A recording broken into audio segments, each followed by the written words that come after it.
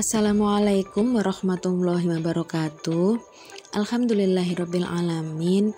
Berkat rahmat Allah Subhanahu wa taala, kita dapat bertemu lagi dalam video pembelajaran daring kali ini dalam keadaan sehat walafiat. Bersama Ibu Sururin sebagai perwakilan dari tim teaching mata pelajaran sejarah peminatan MA Ma'arif plus keterampilan Udanau Blitar, kita akan mempelajari tentang sejarah peminatan kelas 10. Pada video kita kali ini, kita akan mempelajari tentang sejarah peminatan bab 2.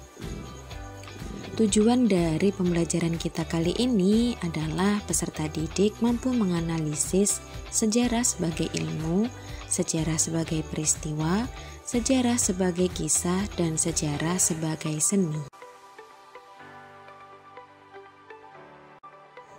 Baiklah anak-anak, kita akan memasuki materi yang akan kita bahas dalam video pembelajaran kita kali ini. Nah, yang pertama kali kita bahas adalah sejarah sebagai ilmu. Setiap ilmu pengetahuan memiliki seperangkat aturan dan petunjuk yang membantu ketepatan hasilnya. Sejarah seperti halnya ilmu pengetahuan lainnya yang memiliki metode dan objek penelitian, sehingga menjadikan sejarah juga sama dengan ilmu pengetahuan lainnya. Sejarah termasuk humaniora atau ilmu tentang manusia. Manusia dalam sejarah sebagai subjek sekaligus objek kajian sejarah.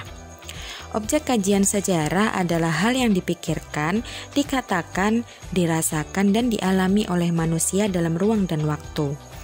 Selain sebagai objek, manusia dalam ilmu sejarah bertindak sebagai subjek, artinya orang yang meneliti peristiwa sejarah. Sejarah memiliki metode penelitian meliputi heuristik, kritik, interpretasi, dan historiografi. Sebagai ilmu, sejarah termasuk ilmu empiris atau berdasarkan pengalaman. Nah, dalam bahasa Yunani empiris ini artinya pengalaman di mana sejarah itu bersandar pada pengalaman manusia yang sebenarnya, baik pengalaman indrawi maupun pengalaman batiniah. Artinya batiniah itu seperti kepercayaan, nilai, norma, etos, pandangan hidup, dan lain-lain. Nah, pengalaman di sini yang dimaksud itu pengalaman tersebut dapat direkam dalam dokumen, baik dokumen tertulis maupun tidak tertulis, dan dapat dibuktikan. Hal mendasar yang membedakan sejarah dengan ilmu alam adalah bahwa sejarah meneliti manusia hidup dan berkesadaran. Fakta sejarah adalah fakta manusia. Oleh karena itu, walaupun sama berdasar pengalaman, sejarah, dan ilmu-ilmu alam menghasilkan hukum alam yang berlaku umum dan pasti, sedangkan sejarah menghasilkan generalisasi yang tidak seperti ilmu-ilmu alam.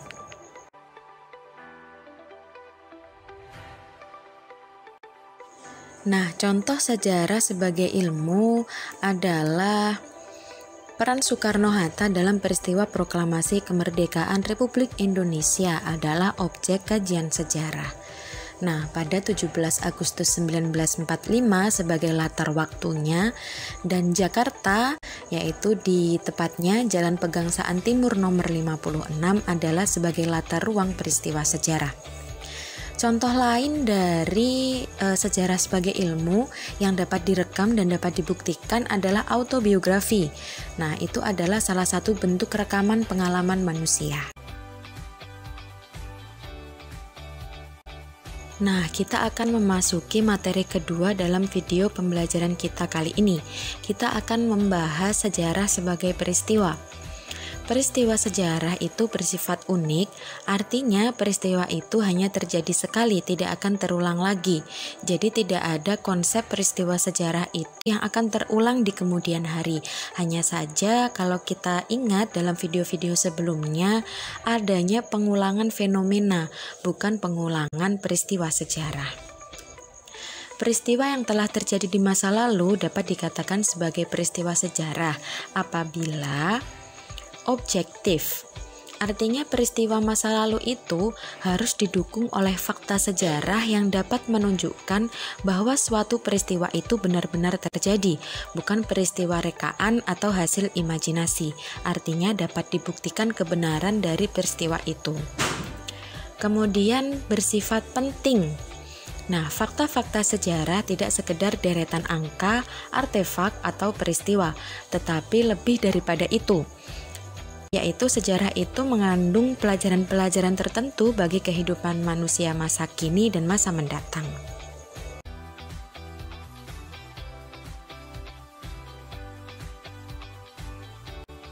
Nah, contoh dari sejarah sebagai peristiwa adalah terjadinya pengulangan fenomena. Contohnya adalah pergantian rezim demokrasi terpimpin atau Orde Lama ke Orde Baru, dan yang lainnya adalah pergantian rezim Orde Baru ke era reformasi. Kedua peristiwa ini sama-sama tumbang, salah satunya karena kekuatan mahasiswa. Kemudian kita akan memasuki materi yang ketiga dalam video pembelajaran kita kali ini. Kita akan membahas sejarah sebagai kisah.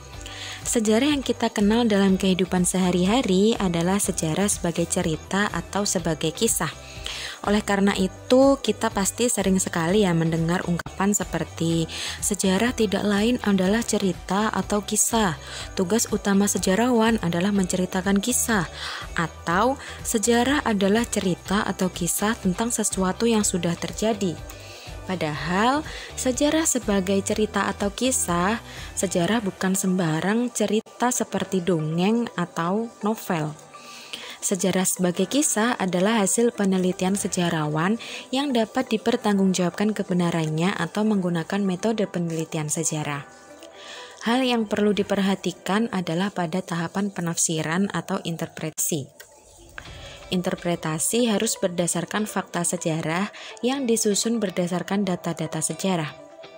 Contoh dari sejarah sebagai kisah adalah interpretasi terhadap cerita Raja Airlangga dari Kerajaan Kahuripan yang dipercaya sebagai jelmaan Dewa Wisnu.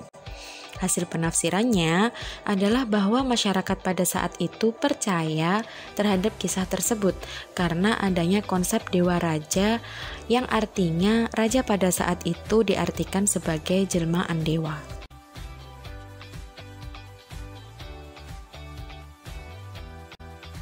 Akhirnya kita memasuki materi terakhir dalam video pembelajaran kita kali ini. Kita akan membahas sejarah sebagai seni. Nah, sejarah sebagai seni di sini berhubungan erat dengan cara penyampaian kisah sejarah dalam bentuk tulisan. Menurut George Macaulay Trevelyan, penulisan sejarah memerlukan unsur seni agar lebih menarik dan tidak membosankan. Sejarawan memerlukan intuisi, artinya pemahaman langsung dan naluri selama masa penelitian berlangsung. Selain itu, dalam melakukan penelitiannya, seorang sejarawan harus dapat membayangkan apa yang sebenarnya terjadi, apa yang sedang terjadi, dan apa yang akan terjadi sesudah itu. Itulah yang dimaksud imajinasi dalam penulisan sejarah sebagai seni. Sejarawan harus dapat memahami situasi dan kondisi para pelaku yang menjadi subjek dan yang terkait dengan peristiwa masa lalu yang ditelitinya. Tanpa memahami itu, hasil penulisannya menjadi tidak bermakna. Penggunaan gaya bahasa juga turut menjadi unsur penting yang dapat menentukan minat orang untuk membaca hasil penelitiannya. Gaya bahasa yang khas dan menarik inilah yang juga akan membedakan hasil penelitian antara sejarawan satu dan sejarawan lainnya. Dalam penulisan sejarah, keterlibatan unsur emosi dan intuisi sejarawan terpenting kedua setelah proses ilmiah. Artinya, dalam penulisan sejarah sebagai seni, unsur emosi dan intuisi ini adalah di bawahnya dari proses ilmiah. Proses ilmiah yang dimaksud di sini adalah mencakup metode penelitian sejarah yang telah kita singgung di slide awal tadi ya.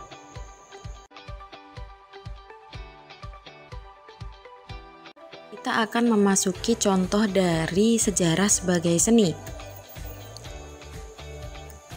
Nah, Di sini Ibu mempunyai dua gambar, nanti kita akan membandingkan ya. Yang pertama adalah buku Menuju Puncak Kemegahan, yaitu pada masa Kerajaan Majapahit. Nah, buku ini adalah termasuk karya sejarah, di mana ciri-ciri yang pertama adalah penulisan harus bersumber pada fakta. Kemudian yang kedua, kebenaran berdasarkan fakta yang disusun berlandaskan data sejarah menggunakan metode penelitian sejarah. Hasil akhir berupa tulisan sejarah yang ditulis berdasarkan tahapan metode penelitian. Gaya bahasa cenderung kaku karena menggunakan kaidah ilmiah berisi informasi yang diberikan secara lengkap. Gambar kedua ini sama-sama membahas Kerajaan Majapahit, namun bedanya dari gambar kedua ini merupakan karya sastra, di mana cirinya adalah penulisan banyak menggunakan imajinasi pengarang. Kesimpulannya dapat berakhir dengan sebuah pertanyaan. Hasil keseluruhan hanya menuntut agar pengarang taat pada asas yang dibuatnya sendiri. Gaya bahasa cenderung bebas dan seringkali menggunakan bahasa kiasan. Kebenaran secara mutlak berada dalam kekuasaan pengarang atau bersifat subjektif.